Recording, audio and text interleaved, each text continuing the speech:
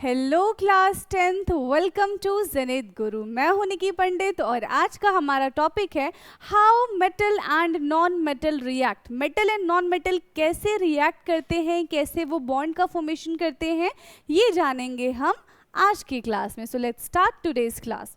तो मेटल के बारे में हम क्या जानते हैं कि मेटल की खासियत है कि वो इलेक्ट्रॉन डोनेट करना जानता है ना। मेटल की क्या खासियत है कि वो इलेक्ट्रॉन डोनेट करना जानता है, लेकिन उसकी कोई मजबूरी होगी तभी वो इलेक्ट्रॉन डोनेट करेगा। क्या मजबूरी है आखिरकार मेटल की कि वो इलेक्ट्रॉन डोनेट कर रहा है? तो यहाँ पे हमने बना दिया है एक एटम, ठीक है। लेट्स सपोज कि ये सोडियम का एटम है। अब जरा ये बताओ कि सोडियम का एटॉमिक नंबर कितना होता है, क्योंकि बिना एटॉमिक नंबर जाने तो हम कॉन्फ़िगरेशन कर नहीं पाएंगे। सोडियम का एटॉमिक नंबर होता है 11 एंड द कॉन्फ़िगरेशन इज 281।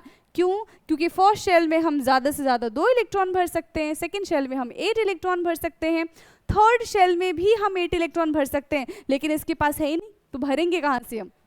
तो फर्स्ट वाले में हमने 2 इलेक्ट्रॉन भरे हैं, सेकेंड वाले में हमने टोटल 8 इलेक्ट्रॉन को फिल किया एंड थर्ड शेल में सिर्फ एक ही इलेक्ट्रॉन है। अब अगर चाहे सोडियम की स्टेबल हो जाए तो स्टेबल के लिए उसको क्या करना पड़ेगा, अपना ऑक्टेट कंप्लीट करना पड़ेगा। हर एक स्पीशी स्टेबिलिटी के लिए उसको अपने ऑक्टेट को कंप्लीट करना ही पड़ता है, चाहे वो मेटल हो चाहे वो नॉन मेटल हो। अब वो चाहे जिस तरीके से अपना ऑक्टेट पूरा करे, किसी से इलेक्ट्रॉन लेके अपना ऑक्टेट पूरा करे या फिर किसी को 1 इलेक्ट्रॉन या फिर 2 इलेक्ट्रॉन दे के अपना ऑक्टेट पूरा करे, स्टेबिलिटी चाहिए तो ऑक्टेट पूरा करना पड़ेगा। अब यहाँ पे सोडियम को अगर स्टेबिलिटी चाहिए तो ये क्या करेगा, अपने लास्ट शेल को इसको कंप्लीटली फिल्ड करना पड़ेगा। लास्ट शेल हमेशा कंप्लीटली फिल्ड होना चाहिए। अब सोचो जरा कि लास्ट शेल कंप्लीटली फिल करने के लिए सोडियम को टोटल कितने इलेक्ट्रॉन की जरूरत होगी। लास्ट शेल में मैक्सिमम 8 इलेक्ट्रॉन फिल कर सकते हैं। Now sodium have only 1 electron, तो इसको कहीं ना कहीं से 7 इलेक्ट्रॉन उधार मांग के लाना पड़ेगा, ठीक है। पहली कहानी तो ये है इसकी। दूसरी कहानी क्या है कि ये अगर किसी को अपना 1 इलेक्ट्रॉन डोनेट कर दे तो इसका आउटर मोस्ट शेल अब ये हो जाएगा जिसमें टोटल 8 इलेक्ट्रॉन है, तो भी ये स्टेबल है। तो 2 चीजें हो सकती हैं, या तो किसी से 7 इलेक्ट्रॉन ले ले या तो किसी को 1 electron they they. Let's suppose कि आप ही के पास 1 रुपये है, ठीक है, और आपके फ्रेंड के पास 7 रुपीज़ है। अब कोई चीज़ आ रही है, कुछ भी आपको लेना है, वो 8 रुपये का है, ठीक है।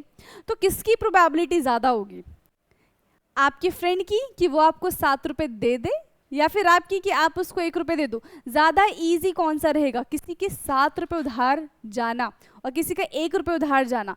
दोनों में कम दुख किसको होगा? 1 ही रुपये तो है, ले तू रख ले, है ना, तो ज़्यादा दुख नहीं होगा। लेकिन 1 रुपये के चक्कर में किसी से 7 रुपये मांगना सामने वाले को बड़ा दुख होगा, ठीक है। तो सेम कहानी यहाँ पे होती है। इस लास्ट शेल के ऑक्टेट को कंप्लीट करने के लिए 7 इलेक्ट्रॉन की जरूरत है। 7 इलेक्ट्रॉन ही कहीं से मांगेगा। आप सबसे इलेक्ट्रॉन मांगने में जो एनर्जी लगेगी, एनर्जी खर्च होगी, वो इसके पास है नहीं। प्लस अपने पास ही 7 इलेक्ट्रॉन लेकर आ जाएगा, बट प्रोटॉन उसके पास इतना है नहीं कि सारे इलेक्ट्रॉन को संभाल के रख सके।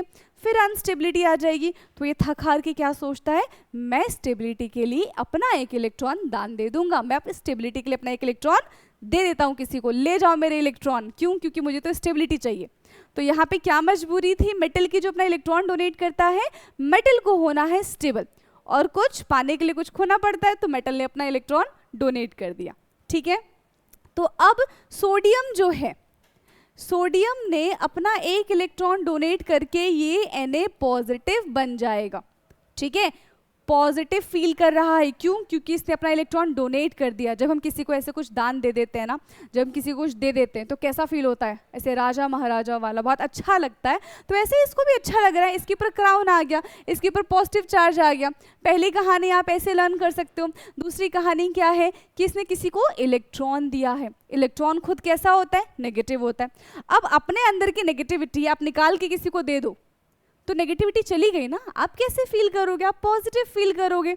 तो सोडियम यहाँ पे पॉजिटिव फील कर रहा है, क्लियर। तो आप इस तरीके से भी इसको समझ सकते हो। तो यहाँ पे हमने देखा टू गेन स्टेबिलिटी गेन करने की वजह से मेटल अपने इलेक्ट्रॉन को डोनेट करता है and to complete its octet. Stability तभी गेन कर पाएगा जब वो मेटल को, जब वो इलेक्ट्रॉन को डोनेट करेगा, जब उसके ऑक्टेट कंप्लीट रहेंगे। So metals are always electron donor. Metals क्या होते हैं? इलेक्ट्रॉन डोनर होते हैं। समझ में आ गया? जैसे सोडियम की बात करें तो 281, तो ये अपना एक इलेक्ट्रॉन डोनेट कर देगा।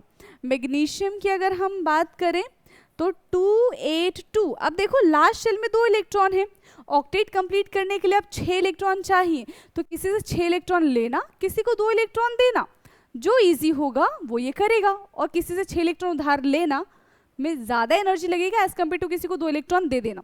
तो ये क्या प्रेफर करते हैं? 2 इलेक्ट्रॉन दे देना प्रेफर करते हैं, and they become the cation. क्या बन जाते हैं? ये कटायन। अगर किसी भी स्पीशीज के ऊपर पॉजिटिव चार्ज है तो वो फॉर्मेशन होता है कटायन का। ठीक, ये तो थी मेटल की कहानी।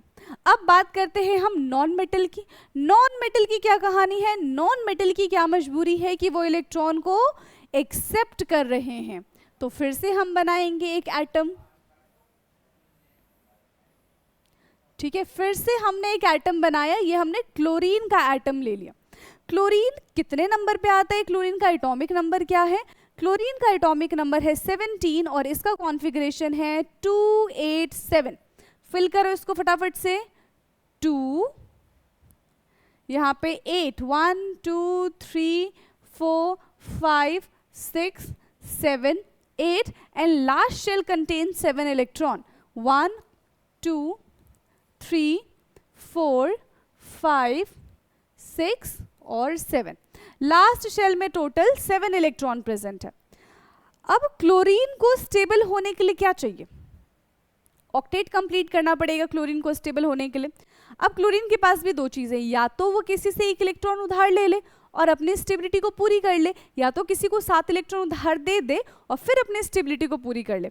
तो ये कौन सा रास्ता चुनेगा? जहाँ पे इसको कम एनर्जी देना पड़ेगा, जहाँ पे एनर्जी का रिक्वायरमेंट कम होगा, ये वो रास्ता चुनेगा। हम भी ऐसे सोचते हैं ना कि इजी आसान से रास्ता चुनेंगे जहाँ पे हमें ज़्यादा परेशानी नहीं होगी। तो एटम भी ऐसा सोचते हैं, वो भी ऐसा सोचते हैं कि जहाँ पे कम एनर्जी देनी पड़ेगी, क्योंकि हम भी आलसी हैं, जहाँ पे कम एनर्जी देनी पड़ेगी वहाँ पे वही वाला काम करेंगे हम। तो ये क्या करता है? ये सोचता है कि 1 इलेक्ट्रॉन ना कहीं से ले लेते हैं, ठीक है, कम एनर्जी में निपट जाएंगे, स्टेबल भी हो जाएंगे। तो ये किसी से 1 इलेक्ट्रॉन ले लेते हैं।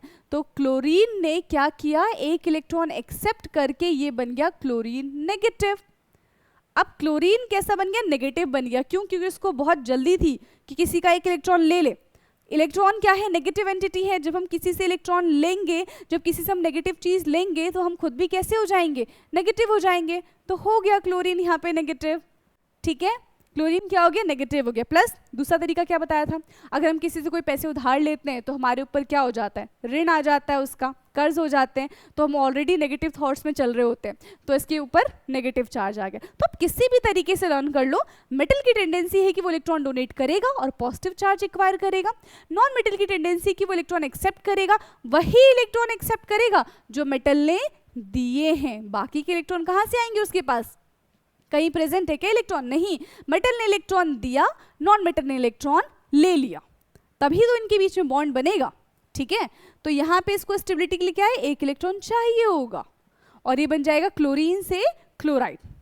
एंड जो नॉन मेटल होते हैं वो क्या होते हैं? इलेक्ट्रॉन एक्सेप्टर होते हैं। नॉन मेटल इलेक्ट्रॉन एक्सेप्टर होते हैं। ठीक है, मेटल्स क्या होते हैं? इलेक्ट्रॉन डोनर होते हैं। Metals are the good electron donor.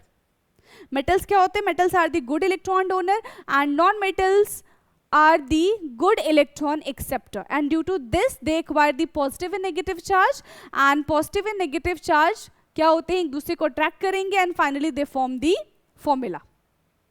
ठीक है, clear? So write metals are the good electron donor and non-metals are the good electron acceptor. ठीक है, मेटल्स जो है वो गुड इलेक्ट्रॉन डोनर है एंड नॉन मेटल्स जो है वो गुड इलेक्ट्रॉन एक्सेप्टर है। ठीक है, and with react with each other ये क्या करेंगे, एक इलेक्ट्रॉन डोनेट करेगा, एक इलेक्ट्रॉन एक्सेप्ट करेगा. Why they donate and they gain electron? To complete its octet. They do so because of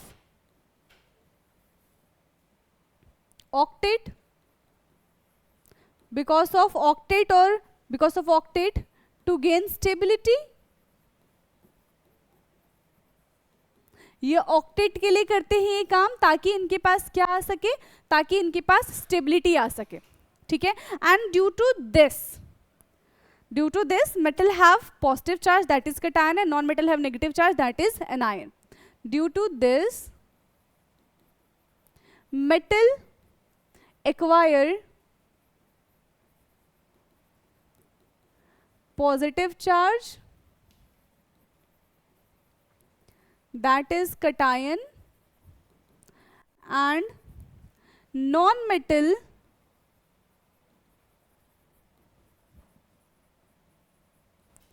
acquire negative charge, that is anion. ठीक है. Negative charge acquire करता है, जिसको क्या कहते हैं, अनायन कहते हैं. एंड जब कैटायन और एनायन का बॉन्ड का फॉर्मेशन होता है, so that bond is ionic bond. कौन सा बॉन्ड होता है, आयनिक बॉन्ड होता है. When cation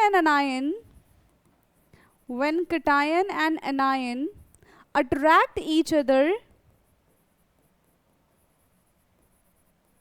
when cation and anion attract each other, they form ionic bond. They form ionic bond. किसका फॉर्मेशन करते हैं ये, आयोनिक बॉन्ड का फॉर्मेशन करते हैं.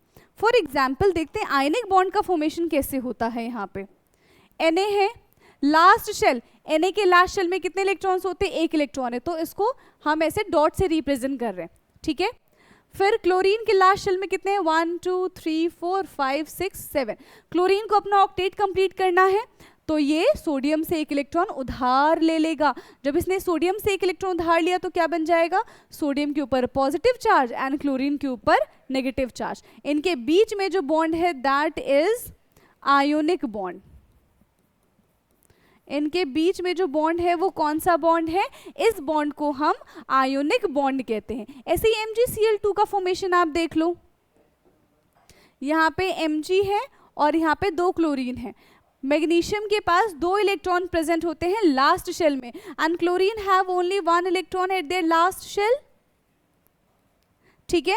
अब एक क्लोरीन को एक ही इलेक्ट्रॉन चाहिए टू कंप्लीट इट्स ऑक्टेट, तो सोडियम ये मैग्नीशियम क्या करेगा, एक एक इलेक्ट्रॉन दोनों को दे देगा. एक इलेक्ट्रॉन इसको मिला और एक इलेक्ट्रॉन इसको मिला, दोनों क्लोरीन ने अपने ऑक्टेट कंप्लीट कर लिए.